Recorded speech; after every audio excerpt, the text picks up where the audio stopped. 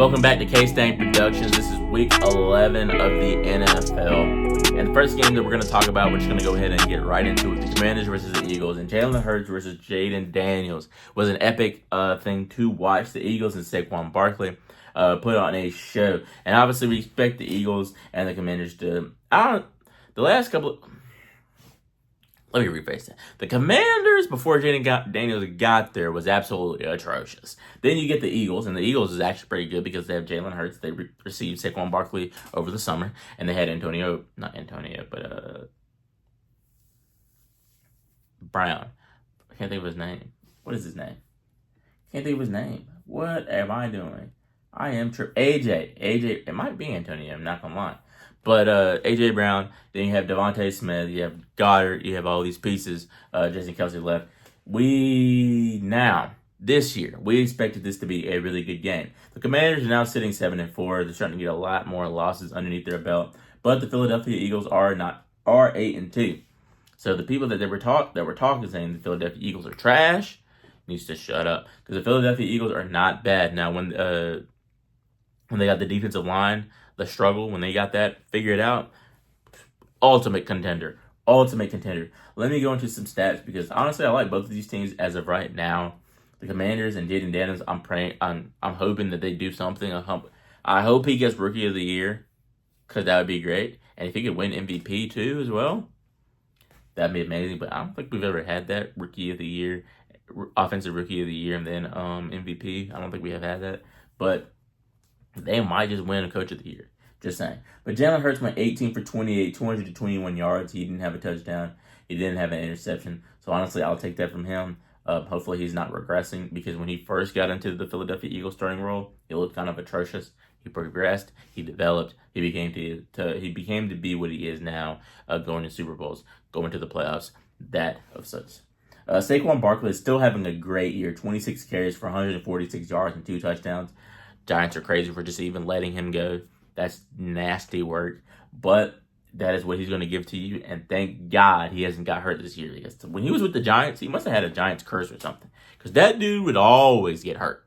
Always. 1,000%. It was bound to happen. But now, with the Eagles, he hasn't been banged up as much, or not that I've heard of at least. And he's gashing teams. Like, people that have good defenses, he's gashing them. And he's reinstating his title as probably one of the best running backs within the league as of right now.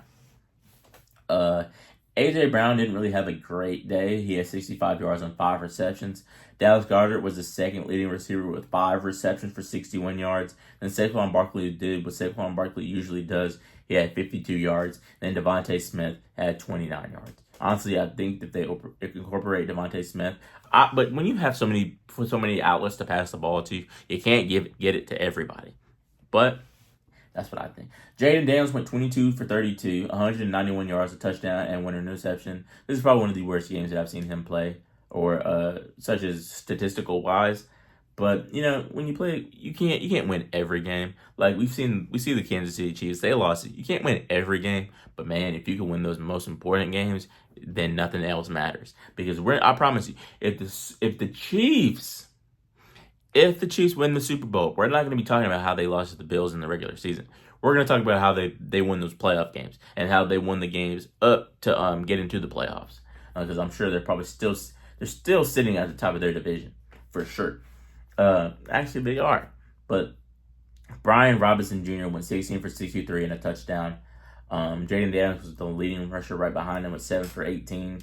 If they can incorporate their run game just a little bit more, we know what Brian Robinson is and what he can be. So if he can get closer to that 100-yard mark, maybe test that Eagles defense just a little bit more. But like I said, the Eagles have a somewhat good defense. Isn't Devin White on the Eagles now too? No, I think he's on the Texans. He's on the Texans. I may be mistaken. But Austin Eckler was a leading receiver, which is crazy. A running back having the leading yards is crazy work. But he had 8 receptions for 89 yards. They've got to incorporate Terry McLaurin into the offense way more than they are. Even Zach Ertz. But if you're going to do that, I mean, you're going to have to incorporate these wide receivers a little bit more. Now, I know the defensive backs for the Eagles are pretty good. Bradbury, slay. They're pretty good, so obviously you really can't do too much when you have an all-pro corners on both sides of the field. But still, you're getting paid for a reason. We know you're in the NFL for a reason. Everybody in the NFL is dogs at their position, whether you like that saying or not. But they got to incorporate Terry McLaurin and their offensive pieces within that offense not even a little bit more, a lot more. And then you'll start seeing wins like this. Obviously, they didn't lose the Commanders by a big margin. They only lost by a possession, but still, you got to incorporate them. You may end up winning the ball game. Moving on. The Raiders played the Dolphins. The Dolphins beat the brakes off of them, 34-19. I don't know what they want me to say about Gardner Minshew being their leading quarterback. He's poo. Absolute poo. He went 30 for 43, 282 yards, 2 touchdowns, and 1 interception. But like I said, they really don't got nobody. When you have Jacoby Myers, a wide receiver, as the leading receiver with 1 carry for 20 yards, which is probably on a sweep, something is wrong. Something is wrong. And Antonio Pierce might be on the chopping block. I hate to say that. This is his second season. He's probably on the chopping block. Their leading receiver was Brock Bowers, who's actually pretty good, but he may be a waste of potential with 13 receptions for 126 yards and a touchdown. And he's a tight end. He was dominating in college. You get put into the NFL and you're dominating again. And he's a tight end who's a leading receiver. Now, obviously, he might be coming into fruition, preparing into fruition. But still, I don't know what the Raiders are going to have to pay some people. You'll lose Devontae Adams. You'll lose Derek Carr. You'll lose Josh Jacobs. You'll lose all these pieces, and you have Max. Honestly, I hate to say this, they might have to give Max Crosby up. You might have to give Max Crosby up for some draft picks now. Just saying. Well, you can't even do that now because the deadline's over. You can't even do it. You win it. You didn't trade for nada. Nothing. They're screwed. The Raiders are 2-8, so yeah, they're tanking the rest of the season. But Miami is 4-6, so let's go over to Miami. They're actually gaining momentum, or gaining somewhat momentum. I don't really see. Let's see who Miami plays the rest of the year. They have the Patriots, that'll be a win. They have the Green Bay Packers, that's a loss. The Jets, that'll be a win. Texans, that'll be a loss. 49ers, that'll be a loss. Browns, that'll be a win. And then so they play the Jets twice, so they might have something going for them. They just might. But let's talk about Tua's game, shall we? Tua. He went 28 for 36, 288 yards, and 3 touchdowns. That's honestly good for him. Hopefully he's keeping himself up to date, keeping himself healthy. Devon Achane went 17 for 73 and a touchdown, so that's really good for him. Jonnu Smith, man. Jonnu went 6 for 101 yards and 2 touchdowns, and Tyreek Hill was right behind him with 7 receptions for 61 yards and a touchdown. So hopefully, all in all, the Dolphins are starting to create a step-up identity. They're getting the ball down the field because that's what they have those speeders for. Hopefully they're gashing teams with A-Chain because he's a really good running back as well. I think Mostert was pretty good at one point in time too, but if you win the job, you win the job. But moving on. The Browns played the Saints, and the Saints got their butts whooped 35-14. Cleveland Browns are now 2-8. You get Deshaun Watson, you're still trash. I don't understand that. Waste of talent, honestly. Trade him, give him his money, do something. And now he has ACL. He's not ACL, but an Achilles tear as well. He's just going through it. But Jameis Winston is definitely not the solver. Love him to death. Love his clips. He could hype me up on some days. But man, is he not the answer. The Browns, Jameis Winston went 30 for 46, 395 yards, and 2 touchdowns. I mean, he had a high passing day. But that just means you weren't doing nothing. You weren't getting nowhere. Nick Chubb came back 11 for 50. That's terrible. But, you gotta get his legs back on him. He had a gruesome injury. Jerry Jeudy went 6 for 142 yards and a touchdown. That means he was just lobbing them up to him. And he was getting yards after catch, too. He's really good at that. Then Njoku went 9 for 81, 2 with 0 touchdowns. Let's move over to the Saints, man. Derek Carr went 21 for 27, 248 yards and 2 touchdowns. That's pretty good. And that run Taysom Hill had too was nasty work. Then yeah, like I said, Taysom Hill 7 carries for 138 yards, and he had 3 touchdowns this game. And they were all rushing at that. Dirty. Alvin Kamara was not even close. Actually, Taysom Hill honestly had double the amount of yards that Kamara had. Kamara, 67 yards. The leading receiver was Marquez Valdez-Scantling. Once again, 2 receptions for 87 yards and a touchdown. He's a speeder, so they probably hit him on a couple go routes. And that got him his yards. So the Saints are 4-7 as well. Who's at the top of their division? The Falcons are. I wonder what the Falcons are looking like right now. We'll get to them soon. Moving on. The Vikings play. The Colts played the Jets. The Colts came back and beat the Jets 28-27. Aaron Rodgers is abysmal right now because they're now 3-8, and I heard some rumblings of the owner wanting to fire. No, not wanting to, but benching Aaron Rodgers, and then they fired their general manager. Crazy working season, but at this point in time, they have nothing to lose because they've already lost almost every single game. It's crazy that you let Anthony Richardson, technically he's not, but a rookie, come back and beat you. I think that's crazy work. But Anthony Richardson went 20 for 30, 272 yards and a touchdown. Jonathan Taylor came out and went 24 for 57 and no touchdowns. Then Richardson gave you 32 yards on the ground, not even 100 yards. That's crazy work. Josh Downs went 5 for 84 and a touchdown. And then Alex Pierce went 74. Really, all these wide receivers pretty much got a touch on the ball. Let's move over to the Jets. Aaron Rodgers went 22 of 29, 184 yards and 2 touchdowns.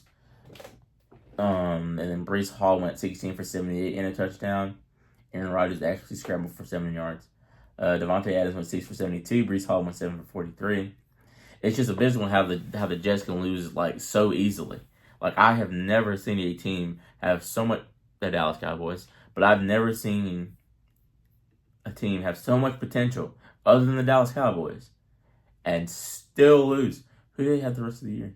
They're not that they're winning. They have the Seahawks, that's probably a loss. The Dolphins, that's probably a loss. The Jaguars, that's a win. The Rams, that's probably a loss. The Bills, that's a loss. The Jets. I meant the Dolphins. So they play the Dolphins twice as well. I think they're losing twice to the Dolphins. Maybe they win one. But I honestly highly doubt that. But anyway, Aaron Rodgers just needs to be traded at this point. Let me tell you. You can go into the draft and get somebody really, really good. I'm talking about on draft day. On draft day. Hear me out. You trade Aaron Rodgers for a couple of picks and a couple players. The picks are really, really good. And you come out with a good quarterback. A really good quarterback. Such as like Quinn Ewers. Shador Sanders. Riddle me that. I think that would probably be the best situation. You already got Devontae Adams. You already got Garrett Wilson. You already have these key pieces. You already have not a really, really, really good defense. Not what they were last year, but you still have a defense that is good with like Quentin Williams and Sauce Gardner and people of that nature. But I'm just saying, I think that would be a pretty good ideal situation because Aaron Rodgers probably won't come back next year. I don't think he will. He might, but the way that he's looking right now, terrible. Absolute dog water. But moving on, the Vikings beat the Titans. We expect that as well. The Vikings are sitting at 8-2. The Titans are at 2-8. They beat them 23-13. Sam Darnold had an unbelievable day once again, 20 for 32, 246 yards and 2 touchdowns. Honestly, he's playing himself into a really good contract, and I would not be surprised if the Vikings sign him an extension and trade J.J. McCarthy. Because they have to finish out the rest of the season because they could very well lose like the next 7 games. They could definitely do that. I don't think that they will. But the way that he's playing himself into a contract 1,000%. the way that he was playing with the Panthers and all his other teams, the Jets, I think, he was looking terrible. But man, and some of those teams, like I think he played with the, if he did Sam Darnold play with the Jets? I think he did. Sam Darnold play with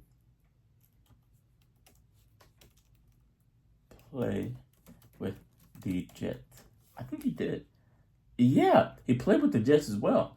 And not saying that they were a good team, because I'm thinking about the previous Jets. Okay, that makes sense. He's playing himself into a contract 1,000%. Aaron Jones had a terrible day, 15 for 39. Then their leading receiver, Justin Jefferson, is 6 for 81. I think he's coming up on a milestone, if I'm not mistaken. I heard it on a podcast, Nightcap. Go watch it if you haven't already, with Shannon Sharp and Chad Ochocinco. But they said that he's going to be the leading receiver to have the most yards in 5 seasons. That's just my take on that. I think that's what they said. But props to him, and he was out for most of last year as well. It's crazy work. So if he was actually in last year, he would have blown that lead out of the water. But the Packers played the Bears based off of 1 point. I think that's honestly great. It was based off a field goal once again, and the Packers have won a lot of their matchups. Let's dive into some facts. How many times has the Packers beat the Bears? The Packers lead the overall series 108-95. The two teams have met twice in the playoffs, winning 1 each. Let's see how many times the Packers have won in a row. How many times has the Packers beat the Bears in a row? This is their 11th win in a row over the Bears. It's crazy work. Absolutely crazy. But the Packers are 7-3. They're sitting really good. The Chicago Bears are 4-6. They're still continuing to decline. At least they won 4 games. But Jordan Love went 13 for 17, 261 yards, a touchdown, and an interception. Josh Jacobs had 76 yards on the day with a touchdown as well. And then Jordan Love also ran for a touchdown. Christian Watson went for 150. Josh Jacobs also was second leading receiver with 4 receptions for 58 yards as well. Honestly, I like the Packers. I've never been a fan of them. I've never been like, oh, look at the Packers. The Packers are on. But they're doing pretty good, man. Taylor Williams went 23 for 31, 231 yards, no touchdowns, no interceptions. Then DeAndre Swift, probably one of the best backs in the league right now, went 14 carries for 71 yards and a touchdown. I hate that he left the Detroit Lions, honestly. But he had to get his bag. Roma Dunze went 6 for 65. Then DJ Moore went 7 for 62. Keenan Allen only had 4 for 41. Honestly, if I were one of those receivers, I'd ask for a trade 1,000% because there's 3 wide receivers and they're not getting the touches that they need to succeed within the team. That's just my personal opinion. Honestly, they came into the season thinking that Caleb Williams was going to be the answer. As Kabi Lane would do, no, he's not. He is not the answer at all. Get him out of here. Honestly, I'd trade him and get somebody from this draft. Shedeur Sanders. Just saying. But Chicago was cold. I would hate to play in Chicago. Bro, if I'm making millions of dollars, I wouldn't care. Let's do one more game. The Jaguars versus the Lions. 52-6. The Lions, they're knocking everybody out of the park. I'm talking about Shohei Ohtani, Aaron Judge, home run after home run. Let's see who they play the rest of the season. They play the Vikings. They play the 49ers, Bills, Bears, Packers. Then they play the Colts. I think they have a subpar easy last quarter of the season, honestly. But as we know, the NFL isn't too easy, but the Jacksonville Jaguars are, because they are 2-9. They lost 52-6. That's dirty work. I don't understand anybody that would ever want a contract extension in the Jaguars unless nobody else wants you. The Detroit Lions are sitting comfortably at 9-1, sitting at the top of their conference. Trevor Lawrence is still out. Mac Jones went 17 for 29, 138 yards, and 1 interception. That's why the Patriots traded him. Get him out of here. Travis Etienne only had 27 yards on the day. Honestly, offensive coordinator, gotta go too. Gots to go. Gotta go. Sorry about that noise. Then Brian Thomas Jr. went 5 for 82. Evan Ingram went 5 for 20. Offensive coordinator, gotta go. Who's the offensive coordinator for the Jaguars? I'm calling for his job. Offensive coordinator for the Jaguars. Calling for his job. Press Taylor is the offensive coordinator for the Jaguars. He gotta go. Gots to go. I'm just saying. Because if Travis Etienne had 27 yards, either he's really terrible, and he's a Clemson guy. I know he's not terrible, because you should have seen him when he was running in college. That offensive coordinator gotta go. But Jared Goff went 24 for 29, missed a completion, 412 yards and 4 touchdowns. That's nasty work. David Montgomery went 15 for 75 and 2 touchdowns. Jahmyr Gibb went 11 for 69 and a touchdown. And then you got Amon-Ra St. Brown with 161 yards, a $161, and 2 touchdowns on the day. They were playing with their food because Jameson Williams also went for a $124. Whenever you have 2 receivers both having really good games like that, cornerbacks are trash. Cornerbacks are trash. And honestly, within my takes, I'm gonna start going into more depth, looking at more stats and statistics, and more depth charts of these teams. I think that'd be really, really good to incorporate into the video. I just gotta get my setup and everything done too. But man, Jaguars suck. And I think everybody knows that. But I'm just reiterating that. The Jaguars stink. But that's gonna wrap it up for Week 11 NFL football. I think these are a good couple of games to talk about.